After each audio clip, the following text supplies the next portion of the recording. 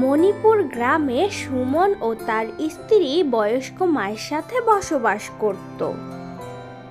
সুমন ও রূপার বিয়ের অনেক বছর হয়ে গিয়েছিল, কিন্তু এখন পর্যন্ত রূপা মা হতে পারেনি।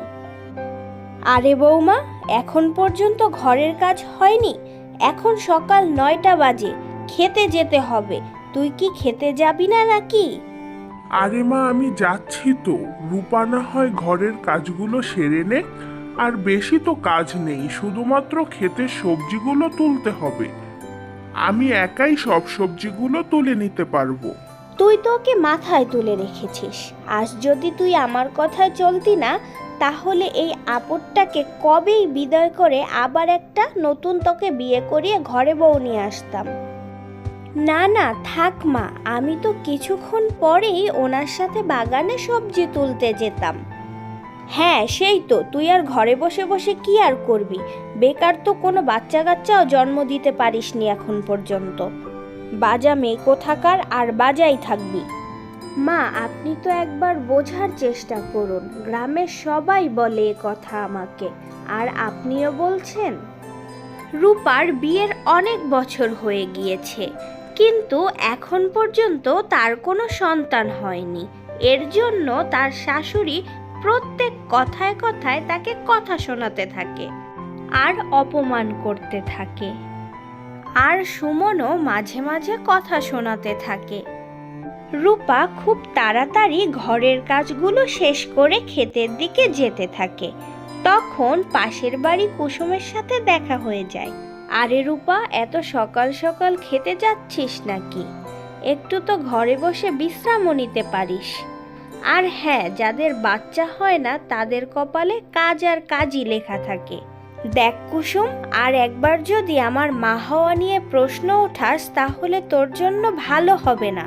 তুই এমন ভাবে বলছিস কেন? তোর মা না হওয়ার কথাটা কি আমি জানি না নাকি? এখন তো তোর শাশুড়ি মা তোকে কথা শোনায়, আর রইলো এ পাড়ায় তো তোর কেউ নামই নেয় না, তোকে সবাই বাজা মেয়ে বলে। কুসুম, আর একবার বলছি, আমার মা না হওয়া নিয়ে আর কোনো প্রশ্ন করবি না। আমি মা হতে পারিনি এটা না বলাই ভালো।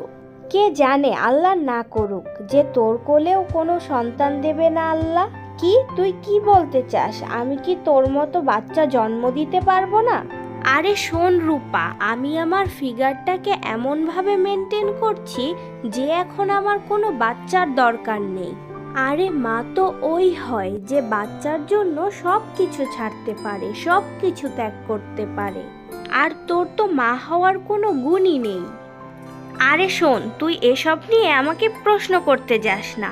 আমি মা হতে পারবো কি পারবো না, পরের বছর আমার উঠানে আমার বাচ্চারা খেলাধুলা করবে, তুই দেখে নিস। এ তো ভালো কথা কুসুম, আমাকে এখন যেতে দে, আমার অনেক কাজ পড়ে আছে। এই বলে রূপা ক্ষেতের দিকে চলে যায়। অন্যদিকে কুসুম রূপাকে উল্টাপাল্টা কথা শুনিয়ে সে তার নিজের বাড়ির দিকে যেতে থাকে। ও কি করে জানবে ফিগার কি জিনিস? এখনো যদি কেউ আমাকে দেখে তাহলে কেউ বলতেই পারবে না যে আমি বিবাহিত। আরে আরে কুসুম বৌদি, কি হয়েছে? এত সকাল সকাল রেগে আছো কেন? আরে কি বলবো ভাই, সুমনের বউকে কতবার বলেছি আমার বরের উপর কত খারাপ কথা বলার আছে তুই বল, মোটা কালো ল্যাংড়া লুলা যা বলার আছে তুই বল, কিন্তু আমার উপর কখনো আঙুল তুলবি না। আরে আরে, এ তো খুব খারাপ করেছে তোমার উপর আঙুল উঠিয়ে।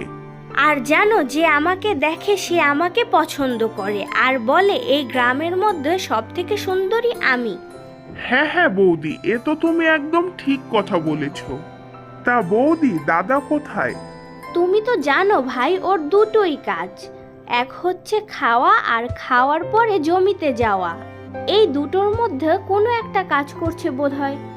আরে বৌদি, কিছুদিন আগে দাদার সাথে দেখা হয়েছিল, কিন্তু দেখলাম দাদার শরীরের থেকে পেটটা অনেক বড় হয়ে যাচ্ছে। হ্যাঁ জানি গো, আমি ওকে কতবার করে বুঝিয়েছি একটু কম খেতে, কিন্তু না, ওনার তো খাওয়া ছাড়া চলেই না। আমার কপাল খারাপ, জানি না বাবা মা কেন এর সাথেই আমায় বিয়ে দিয়েছে। হ্যাঁ বৌদি, একদম ঠিকই বলেছ। হাতির সাথে মশার বিয়ে। কুসুম সবসময় শরীর চর্চা করতে থাকে আর সবসময় তার শরীরকে নিয়ে ভাবতে থাকে। অন্যদিকে কুসুমের স্বামী শুধু খেতে থাকে, তার শুধু খাওয়ার চিন্তা।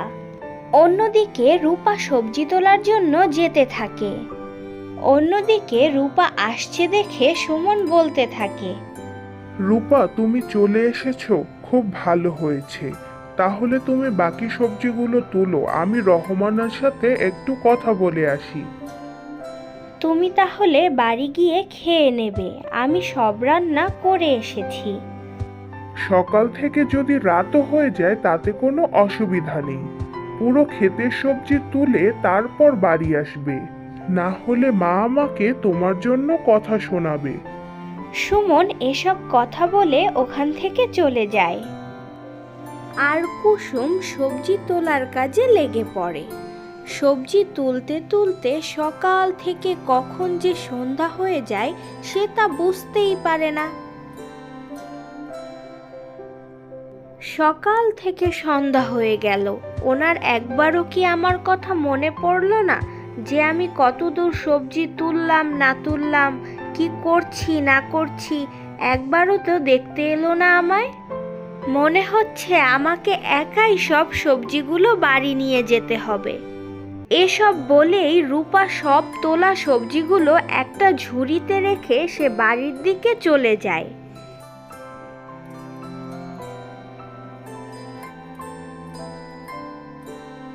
বাড়িতে গিয়ে দেখে অন্ধকার হয়ে আছে, কেউ কোনো লাইটও জ্বালায়নি। রূপা যখন বাতি জ্বালাতে যাবে তখনই তার শাশুড়ি পাড়ায় ঘুরে ঘুরে আসে আর এসে রূপাকে কথা শোনাতে থাকে।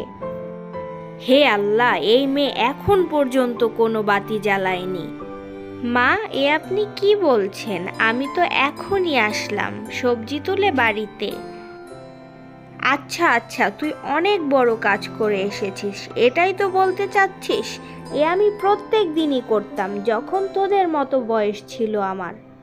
আমি কখন বললাম যে আমি অনেক বড় কাজ করে এসেছি? আমি তো এইমাত্র বাড়িতে আসলাম, তাই আমি লাইট বাতি কিছুই জ্বালাতে পারিনি। এটা তো কোনোদিনও চিন্তা করিস না যে আমাদের বংশকে আরো আগে কিভাবে নিয়ে যাওয়া যায়? বাজা মেয়ে কোথাকার। এসব বলে রূপার শাশুড়ি আবারও বাইরে চলে যায়। হে আল্লাহ, আমার এই বাড়িতে আমাকে কেউ বোঝার চেষ্টা করে না। পাড়ার লোকেরাও বলে আমি বাজা মেয়ে। তাহলে কি আমি কোনোদিনও মা হতে পারবো না? রূপা তার স্বামী ও শাশুড়িকে কোনো কিছুই বলতো না। রূপা একটি সাদাসিধে মেয়ে ছিল। রূপা শাশুড়ি মা তাকে দিয়ে সমস্ত বাড়ির কাজ করাতো, কিন্তু রূপা তার শাশুড়ি মাকে কখনো কোনো কথা বলতো না। এখন ভোর 3টে বাজে, এই মেয়েকে বলবো খেতে গিয়ে সবজি তুলতে, না হলে আমার ছেলেটার কাল সারাদিন কষ্ট করে সবজি তুলতে হবে। সুমন এত কষ্ট করে সারাদিন, ওকে দেখে আমার খুব কষ্ট হয়। বেচারা কখনো বাবার সুখ পেল না। বৌমা, ও বৌমা, উঠছিস না কেন? শুনতে পাচ্ছিস না নাকি? এখন ভোর 3টে বাজে, এখন খেতে গিয়ে সবজি তুলতে হবে। বৃহস্পতিবার হলো লক্ষ্মীবার। আমাদের লক্ষ্মী যদি ঘুম থেকে তাড়াতাড়ি না ওঠে তাহলে বাড়ির লক্ষ্মী কি করে আসবে শুনি? এই কারণে তোকে তাড়াতাড়ি উঠতে বলছি, যেন সকাল 8টার মধ্যে সব সবজি তুলে আসতে পারিস। মা, আমাকে একটু ঘুমাতে দিন, বিকেলে তো সব সবজি তুলে নিয়ে এসেছি। আমার খুব ঘুম পাচ্ছে, আমি খুবই ক্লান্ত। ভালোভাবে বলছি, আমার কথা শোন, না হলে তোর উপর জল ঢালতে হবে। এটা কি ঠিক হবে? তুই কি উঠবি? রূপা বেচারি কিছু না বলে মাথায় একটা ঝুড়ি আর হাতে হেরিকেন নিয়ে ক্ষেতের দিকে যায়।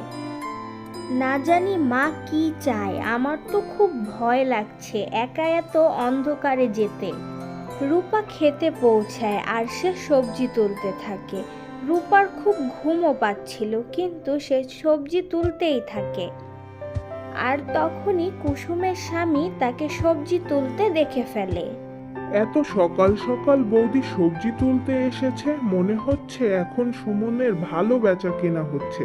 তাতে আমার কি, আমি ঠিক টাইমে আমার কাজ সেরে চলে যাব। রূপা সব সবজি তুলে সকাল 7টায় বাড়ি ফিরে আসে। রূপা বাড়ি ফিরে দেখে তার শাশুড়ি আর তার বর এখনো ঘুমাচ্ছে। রূপা যখন তার বাড়িতে সকালবেলা কাজ করছিল তখন তার বাড়িতে কুসুম আসে। আরে রূপা, আজকাল তো তুই খুব কাজ করছিস।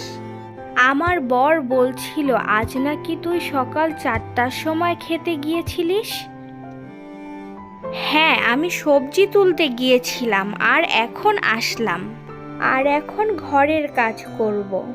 তার মানে তুই সবজি তুলতে গিয়েছিলিস আর সবাইকে জানিয়ে জানিয়ে গিয়েছিস যে আমার শাশুড়ি মা আমাকে সকাল সকাল সবজি তুলতে পাঠিয়েছে। আরে তুই তো নিজের ইচ্ছায় গিয়েছিলিস আর নিজের শাশুড়ি মাকে এমনভাবে বদনাম করছিস। আরে টুম্পা কাকিমা, এখানে রূপা নিজে যাক বা আপনি ওকে পাঠান, কিন্তু কাজ তো আপনারই হয়েছে, এখানে ঝগড়া করার কি আছে। আরে কুসুম, তুই জানিস না আমি আমার ঘরের বৌমাকে রানী বানিয়ে রাখি, কিন্তু সে আমাকে নাতি নাতনির খুশি দিতে পারেনি, কিন্তু তারপরও আমি আমার ঘরের রানী বানিয়ে রেখেছি তাকে। হ্যাঁ টুম্পা কাকিমা, এ ব্যাপার নিয়ে আমারও অনেক কষ্ট, তার জন্য তো আপনি এত শুকিয়ে যাচ্ছেন।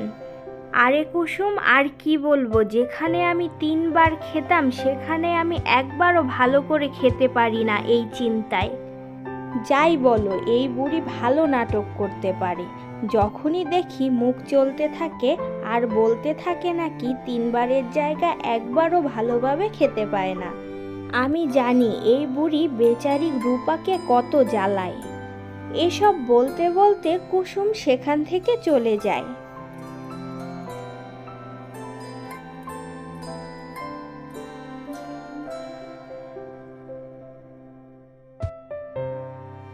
মা, সর্বনাশ হয়ে গিয়েছে আমাদের। কে জানি আমাদের খেতে সব সবজি নষ্ট করে দিয়েছে। এ কি বলছিস তুই সুমন? তুই কি জানিস সবজি চাষের জন্য গ্রামের মোড়ল মশাইয়ের কাছ থেকে কত টাকা ধার নিয়েছি?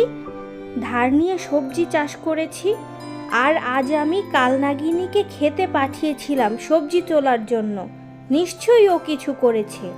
রূপা, বল তুই কি করেছিস খেতে? তোকে তো মা সবজি তোলার জন্য পাঠিয়েছিল, আর তুই কিনা খেতে সব সবজি নষ্ট করে দিয়ে চলে এসেছিস। এই বলে টুম্পা রূপাকে মারতে চায়, আর বাইরের দরজা দিয়ে ঠক ঠক আওয়াজ শুনতে পাওয়া যায়। সুমন, গিয়ে দেখ কে এসেছে, আর যে আসুক না কেন ওকে চলে যেতে বল। আজ এর রক্ষা নেই, দেখব ওকে কে বাঁচায়। সুমন বাইরে গিয়ে দেখে এক সাধু ও তার এক মেয়ে দাঁড়িয়ে আছে। আমাকে দুটো ভিক্ষা দে রে বাপ, তোর মঙ্গল হবে। কোনো কিছু পাবে না, তোমরা চলে যাও। আর আজ আমাদের অনেক বড় ক্ষতি হয়ে গেছে, আমরা অনেক সমস্যার মধ্যে আছি, আমাদের মন মেজাজ একদম ভালো নেই, আমাদেরকে ক্ষমা করে দাও। সুমন এই বলে ওদের মুখের উপর দরজা বন্ধ করে দেয়। এদিকে রূপার শাশুড়ি রূপাকে না মেরে অনেক উল্টাপাল্টা কথা শোনাতে থাকে। তখন আবারও দরজার বাইরে থেকে ঠক ঠক আওয়াজ আসতে থাকে, আর এইবার রূপার শাশুড়ি নিজেই দরজা খুলে। হাত জোর করে ক্ষমা চাইছি, তোমরা এখান থেকে চলে যাও, আমরা এমনিতেই অনেক সমস্যার মধ্যে আছি। আমরা এই সমস্যার সমাধান করতে এসেছি মা, আমরা কি ঘরের ভেতর আসতে পারি? না, আজ আমার পরিবারে অনেক বড় সমস্যা হয়ে গেছে, আমাদের ক্ষমা করে দাও আর এখান থেকে চলে যাও। এই গ্রামে অনেকগুলো ঘর আছে, সেখানে যাও। টুম্পা এসব কথা সাধুকে বলতে থাকে।